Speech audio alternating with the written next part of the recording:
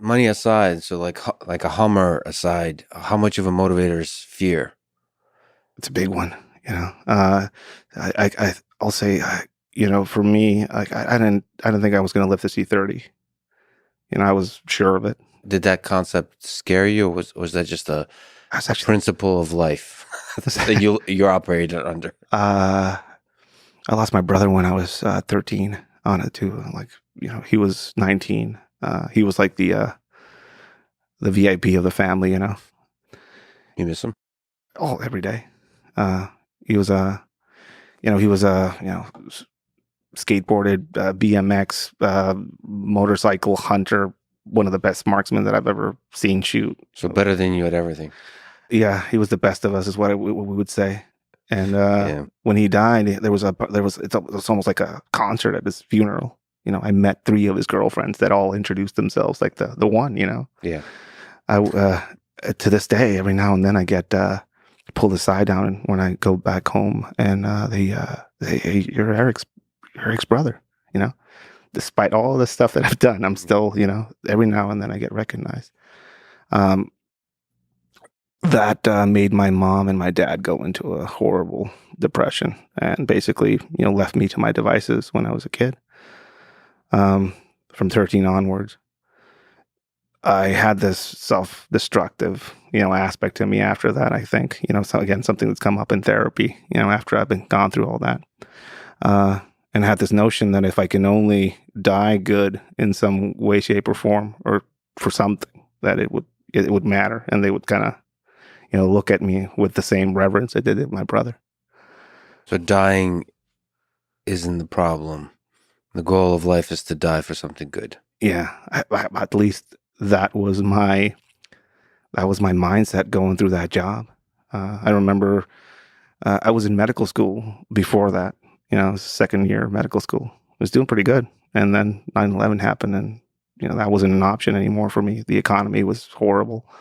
Couldn't afford to stay there. So I saw that in the newspaper, and my big brother, who's still alive, Neto, he's like, "No te animas, you're not going to do that shit. You wouldn't dare."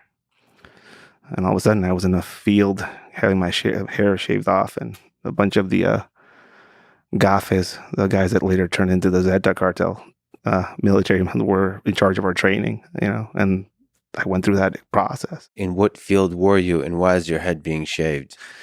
And what the hell was going through your mind? What was the leap that you took? I was sold the idea of this being a new Americanized police force that they were constructing, in Mexico. In Mexico. So elite. Yeah. Special force, kind of prestigious, elite. The people in charge of our training were a lot, basically, ex-Mexican Gafe people. Gafes are what the special forces kind of originated. A lot of their members turned into the Zeta cartel. So they were brutal in their training. We were sold this idea of it being, scientific, educated based, and like a career path. And all of a sudden we're in this refurbished prison that wasn't good enough to be a prison, and they turned it into a training ground.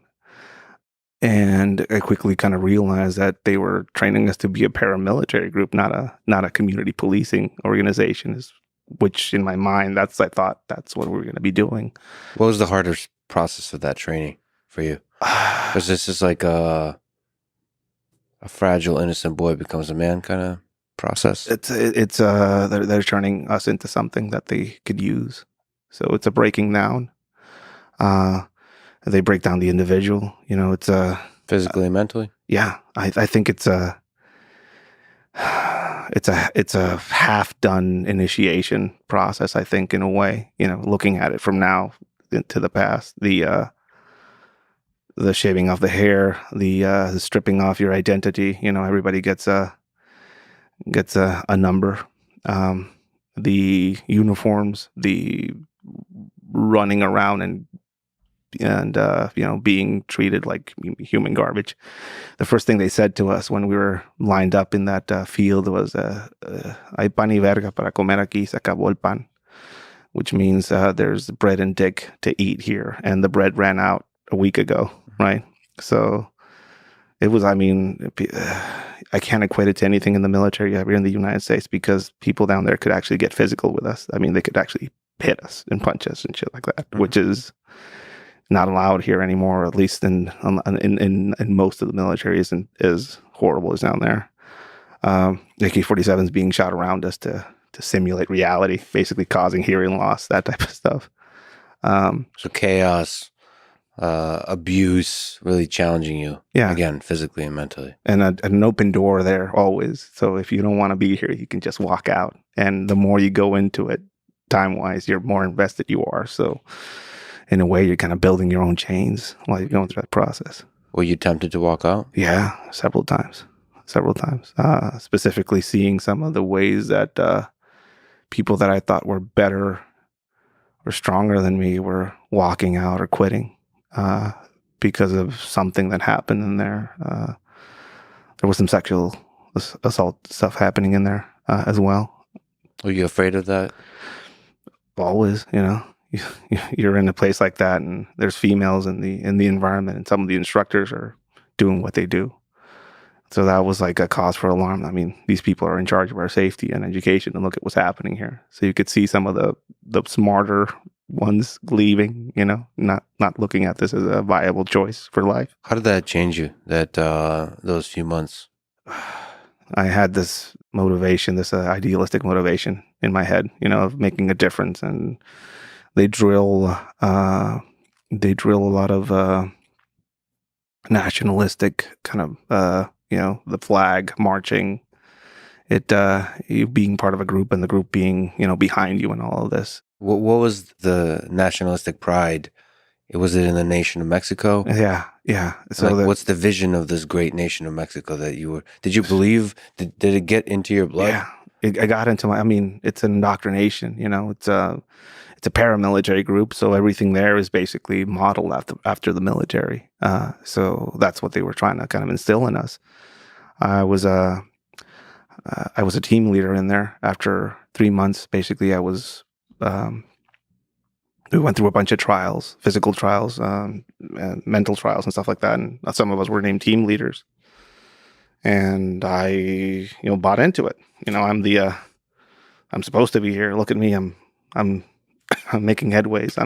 I'm sticking out a bit, And I was pretty proud of what I was going through there. 6 months. Then you get the reality check when you sign the dotted line, and how that none of it really meant anything as far as what we were about to go out and do.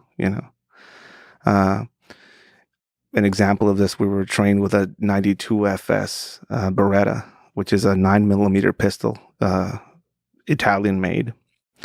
We got to shoot 20 rounds out of that gun.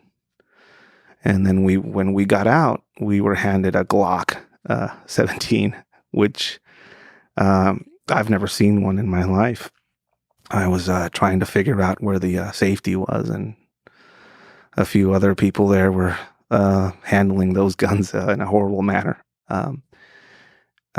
So we were very undertrained, under-equipped, and there was a lot of assumptions about what we knew, and all of a sudden we were being cast into the start of one of the bloodiest and longest lived modern conflicts in our history. That doesn't get called that, but it's basically been an ongoing war in Mexico that is still to this day, amassing bodies. So the Mexican drug war.